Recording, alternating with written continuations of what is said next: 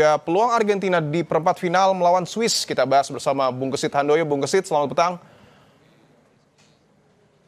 Halo, selamat petang, Mas Dipo. Baik, Bung Kesit, saya ingin langsung tanyakan pertanyaan yang kemudian muncul di publik. Apakah Anda juga melihat bahwa kemenangan Argentina tadi malam juga tak lepas dari sejumlah keputusan kontroversial wasit?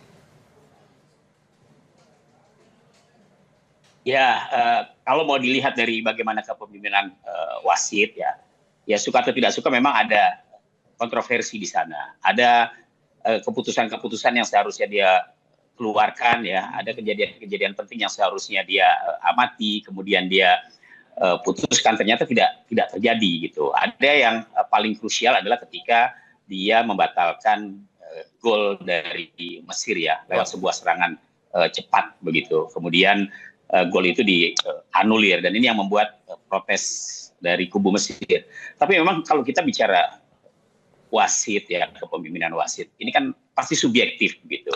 Misalnya ketika dia diminta untuk melihat VAR gitu, ada tawaran misalnya dari VAR room, tapi ketika dia menyatakan atau dia yakin bahwa dia tidak perlu melakukan atau meninjau VAR, ya mau bilang apa gitu. Artinya wasit sebagai pemegang kekuasaan tunggal di lapangan, ya, memang sangat-sangat subjektif, sangat-sangat subjektif. Jadi kalau ada kontroversi, iya, memang wasit asal Prancis ini seperti yang tadi juga pernah dijelaskan, dia pernah mengusir STY juga ketika di Prancis dalam babak playoff Olimpiade 2 tahun lalu, ya, lawan dunia. Jadi memang ada catatan-catatan khusus yang memang membuat wasit ini begitu atau kerap membuat keputusan-keputusan yang sifatnya kontroversial, termasuk ketika dia menganulir gol dari Mesir. Oke, bahwa ada gol yang kemudian dianulir, termasuk juga pelanggaran yang tidak diberikan kepada Salah di kotak penalti. Apakah protes resmi, kalau tidak salah beberapa jam lalu sudah ada protes resmi dari Federasi Mesir, ini cukup beralasan menurut Anda?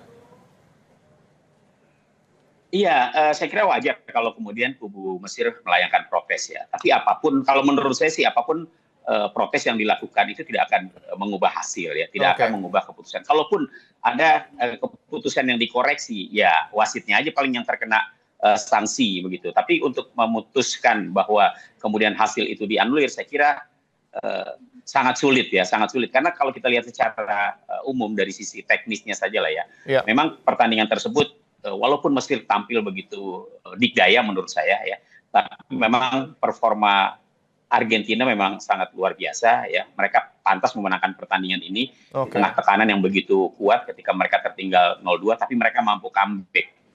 Tapi bisa menciptakan 3 gol balasan. Ya, di atas lapangan apakah penampilan Argentina ini sudah cukup baik? Karena kita masih ingat ketika menghadapi Tanjung Verde ini juga nampaknya Messi dan kawan-kawan cukup kesulitan, Bung Kesit.